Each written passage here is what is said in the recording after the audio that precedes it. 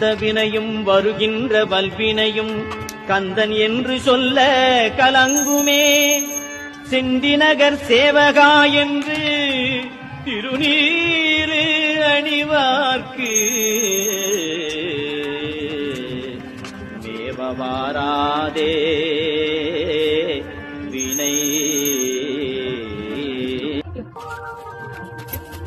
துதிப்போர்க்கு வல்வினை போம் துன்பம் போம், நெஞ்சில் பதிப்போர்க்கு செல்வம் பலித்து கதித்தோங்கும்.